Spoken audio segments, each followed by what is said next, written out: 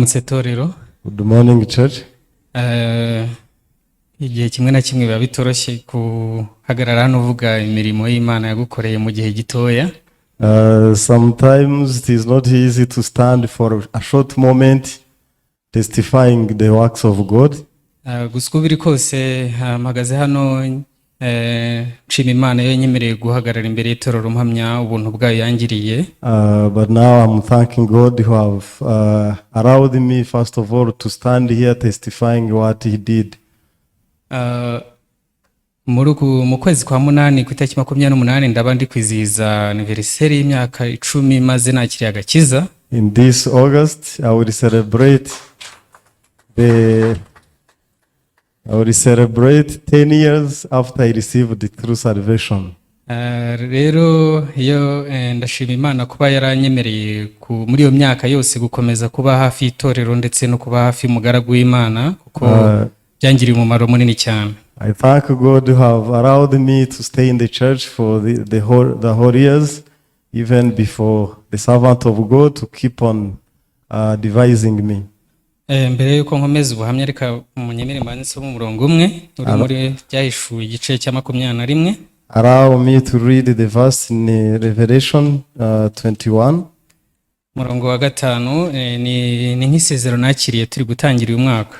So Revelation 21 verse 5. Nimba twageze twasoma aravuga ngo iyicara kuri ya ntebe iravuga iti dore byose ndabihindura bishya kandi iti andika kuko aya magambo arayo kwizerwa n'ay'ukuri. And he that sat upon the throne said, Behold, I make all things new. And he said unto me, Write, for these words are true and faithful. Ndibuka mbere yuko mura n'ubutumwa bwiza nari umuntu uteye agahinda ko nari mbuze ibintu byinshi mu buzima bwanjye. I remember the day I met the gospel, I was a miserable person because I had so many shortcomings in my life. Ntabwo nari mfite aho kuba uburyo bw'imibereho, yewe nari umuntu watwawe, navuga ngo watwawe n'ibiyobyabwenge kuko nta kindi kintu natekereza gusibye kuba nakwinywera ibiyobyabwenge. So I had no where to stay. I was a kind of homeless person and I was a drug user. Kubera ubwo buzima nari mbayeho bwaratumye numva nifuza guhura n'umuntu wese waba warunzi. And then because of that evil life, I had no wish to meet anybody who knew me before.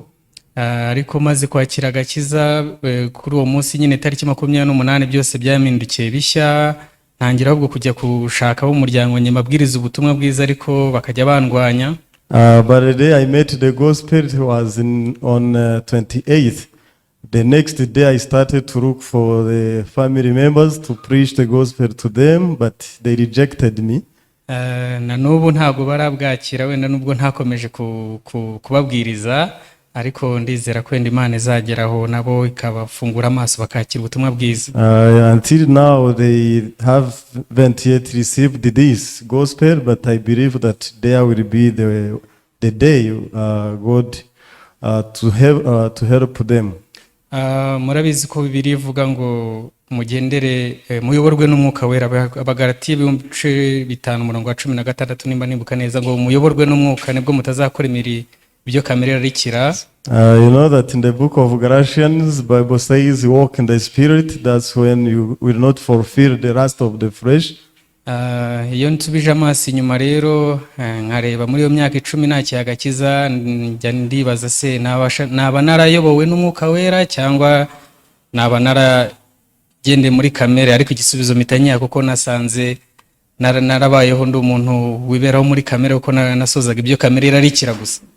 But within these 10 years, I was thinking, wondering whether I was led by the Spirit. Yeah, it is true that the flesh captured me. Mu byukuri muri uko kubaho muri ubu buzima nabayeho mba hafi y'itorero, nabashije kwiga ibintu byinshi bigerekeranye n'ubuzima bwo kwizera ndetse n'uburyo mu Kristo yaba wishimye kandi ndetse mbasha no kugira ibyiringiro n'umunezero. By living closer to church, I learned how a Christian should live with hope and joy, and that's the life I lived. Ndetse mbasha no kuba wenda najya mbese ntabwo nabasha kubivuga ko igihe nababwiye igihe ni gitoya. The time is short, I can't express everything. Gusa ikintu nabonye cyo mu Kristo dukeneye no kuba iyo turi mu itorero tubasha ndetse no hafi y'umugaragu w'Imana tubasha kwakira imigisha. But simply I can say if we live closer to God, I mean to church and the servant of God, obviously we are blessed and we receive much blessings. Kubera ko Imana ntabwo itwitaho ngo kubera ko ntabwo itwitaho ko dukora ibyiza cyangwa se dukora umurimo wayo neza, ahubwo itwitaho kubera ko twakiriye Yesu Kristo, hanyuma iyo kuba ko itwa twarabahindutse abana bayo ihinduka ibinshingano byo bigira ngo igiduha iyo migisha. Ahubwo twebwe ikibazo nuko tuba tutiteguye kuyakira, mbese tutari hafi yabyo. It is not true that God blesses us due to the good conduct, but because you are a new creature and born again Christian, he does it because it is in his responsibility. But many times we are not ready to receive such blessings. Nihuse rero ku wa gatanu twari turi muri morning devotion. So this Friday we have been in devotion. Ubwo twari tumaze kwiga twagize fellowship. And after we learned, we had the small groups for fellowship. Harimo mwene data umwe wabajije ngo ariko ubundi ni gute umuntu yamenya ko ayoborwa, nako ni gute umuntu yakwiyumvamo ko umwuka wera ari kumukoreramo cyangwa se ari kuyoborwa nawe.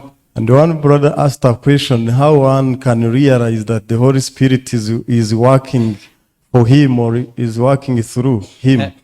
Ndabizi ikibazo muri twebwe ni bake babasha kugisubiza. So I know there are few of us who can answer this question. Pastor yateruye amagambo aratubwira ati Pastor Edimo, Pastor answered ati ubundi rero ntabwo bigendere ku marangamutima byo kwiyumva ko ngo mbese ntabwo wamenya, ntabwo ubyiyumvamo ko umwuka wera uri kugukoramo cyangwa se umwuka wa Satani, ahubwo umwuka wera akorera iyo uri muri bene data, hagati muri bene data batembereramo. So he answered saying that you can't by yourself realize who is working through you, but whenever we gather together, obviously the Holy Spirit flows in the gatherings of brethren. Ahita duha n'urugero rwo kuntu bari ababembe bane babashije gukorerwamo n'umwuka wera nyine bayoborwa. Bwa mbere bari bazi bati nitugumana turapfa, reka tujye gukeza Abasiriya, murabizi. And he gave us an example of the four lepers who had fellowship and the Holy Spirit worked in them. Barangije no kugenda babona ubuntu bw'Imana, babona imigisha, barabika ibintu byinshi, hanyuma birangiye baravuga ati ibi dukora nabyo si byiza. Wari umwuka rero kubabwira ati ahubwo tugende tuvuge inkuru nziza. So they stepped forward, they received much grace, and then later they spoke one another saying that we are not doing good to keep silent, yet this is the day of the good news. Let's go to spread this to the king's household. Nitugomba kwicecekera turagibwaho n'urubanza. So if we keep silent, some punishment will come upon us. Iyo mbishyize mu buzima bwanjye ngiye mbona ndi umuntu wakomeje kwicecekera. So but when I check my life, I'm a person who kept silent for many years. Nakomeza nkirira, nkabona imigisha y'Imana, kwinywera nta kibazo. So I enjoyed eating, drinking, and I see God working still. Sinzi nimba nyuma wenda yahangaha igihe nzakomeza kuba mu itorero wenda umwuka wera akankoreramo akankoresha nkajya kuvuga iyo nkuru nziza ku bandi. So but I expect that God will work for me after all, and then I make a step to preach the good news to others. Rero byari ibyo ngibyo gusa ngarutse kuri umurongo nababwiye. Now back on this verse I've read. Uyu murongo uravuga ngo yicara kuri ya ntebe, iravuga iti dore byose ndabihindura bishya kandi itinda andika kuko aya magambo ari ayo kwizerwa n'ay'ukuri. Here the verse says that he that sat upon the throne said, behold, I make all things new.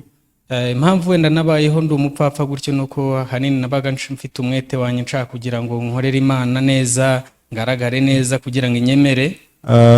Probably I lived the foolish life because I wanted to show my sort of working for God so that He can exalt me. Ariko naje gutahura neza ko Imana itagendera kuri ibyo byiza byanjye n'ibibi byanjye byose. Imana nta na kimwe ishaka. But God does not depend on my good conduct or my evilness.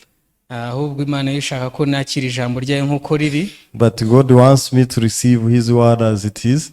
Biciye rero mu itorero mbasha kwakira ijambo ry'Imana aho nakira ino sezerano. And through the church I received this promise.